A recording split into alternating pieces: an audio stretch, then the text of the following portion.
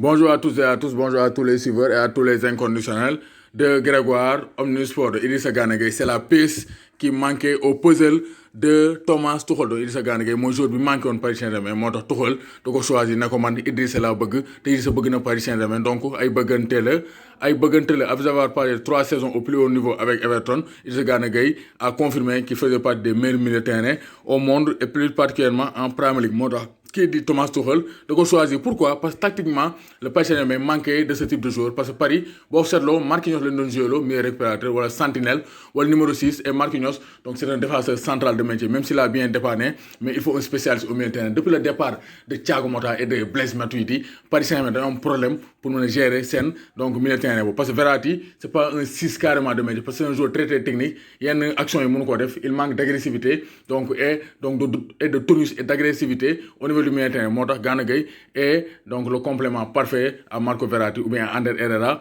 au milieu de terrain moo tax en effet le directeur sportif avait surveillé la situation d'autres joueurs mais l'entraîneur du champion de France mooy Thomas Tuchel dafa ne man Idrissa képp donc moo tax Leonardo mi doon jéem a cooytu Bakayoko donc Thomas Tuchel da koo ne loolu mu bu la neexee nga bàyyi mu sedd parce que moi je veux Idrissa Gana ou rien donc Gana Gueye c'est du très lourd parce que depuis ses débuts pour Everton Gana Gueye en août 2016 Idrissa Gana Gueye a réalisé plus de tacles 395 tacles et d'interceptions 218 interceptions que tout autre joueur de Premier League donc depuis mu ñëwee Everton en août 2016 Idrissa Gana Gueye moo ëppale tacle 395 tacle moo ëppale interception bépp milieu de terrain bépp joueur u Premier League c'est pour dire que Gana Gueye c'est un grand milieu de terrain cette statistique va plaire aux supporters parisiens parce que Paris bu ngeen seetloo am nañuy attaque seen défense bi tamit baax na mais Paris dañ doon manqué milieu de terrain agressif milieu de terrain buy ratisser ay balles di dal ci kaw gars yi koo xam ne moo doon def le sale boulot te Idrissa Gana Gueye c'est un joueur à la Casemiro à la N'Golo Kanté il pourra faire le sale boulot pour le Paris Saint-Germain parce que Gana Gueye fait partie de cette trempe de joueurs qui mouille le maillot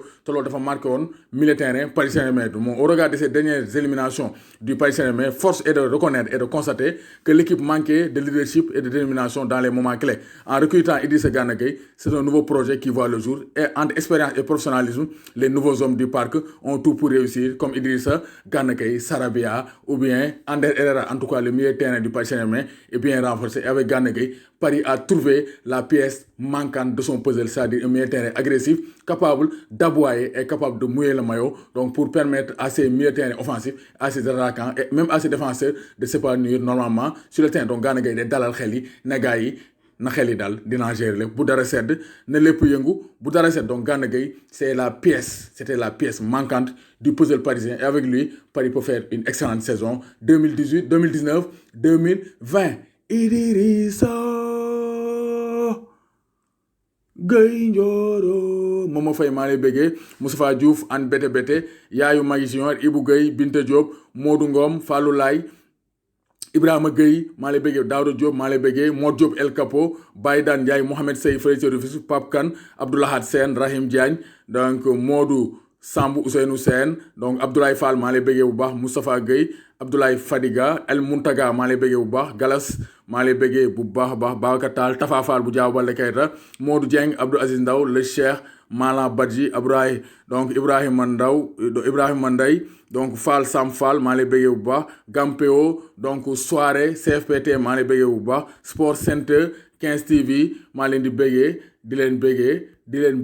Papalay Camara borom Yoff maa lay bëggee di la bëggee